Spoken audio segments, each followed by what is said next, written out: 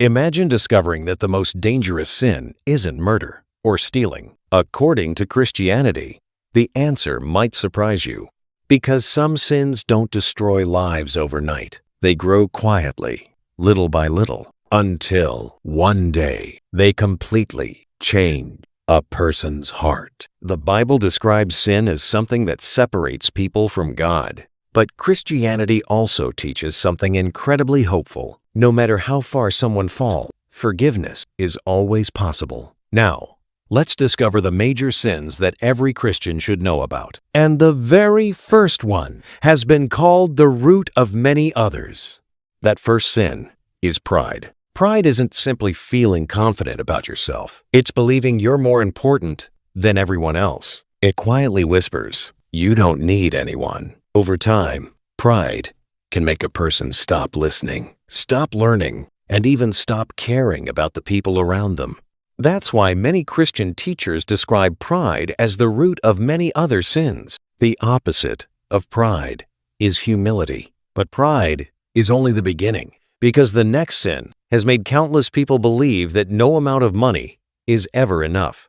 The second major sin is greed. Greed isn't about having money. It's when the desire for more never seems to end. No matter how much someone has, it never feels like enough. Little by little, greed can begin to control a person's decisions. It can make people value possessions more than relationships. Christian teachings encourage generosity instead of greed, because real wealth isn't measured only by what you own, but also by love, kindness, and compassion. But the next sin may be even more dangerous, because it begins with a single glance and a single thought. The next major sin is lust. In Christianity, love and lust are not the same thing. Christian teaching describes love as selfless, but lust as self-centered desire. It begins quietly inside the mind, and if left unchecked, it can influence words, choices, and actions. That's why Christians are encouraged to guard both the heart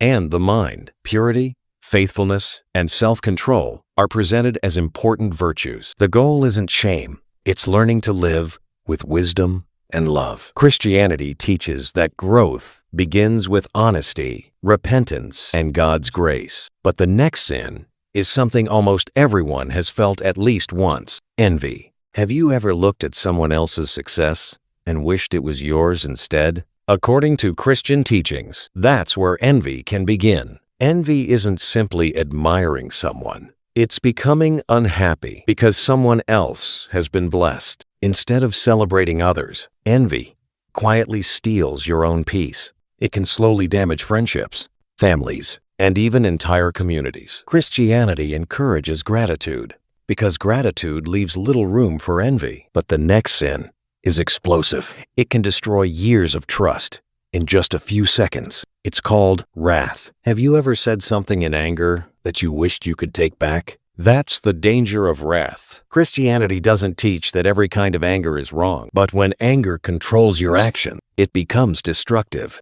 A few seconds of uncontrolled anger can damage years of trust. It can break friendships, families, and sometimes even entire communities.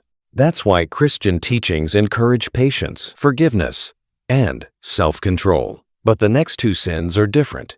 They don't explode like anger. Instead, they slowly take away purpose and self-control. The sixth major sin is gluttony. In Christianity, gluttony isn't simply enjoying a good meal. It's allowing desire to replace self-control. Christian teachings encourage moderation and gratitude for every blessing. The final major sin is sloth. Sloth doesn't mean taking a well-earned rest. It's repeatedly avoiding responsibilities, even when you know they matter. Little by little, purpose begins to fade. Christian teachings encourage diligence, serving others, and making good use of the time we've been given. So, if these are the major sins, what's the message Christianity wants everyone to remember?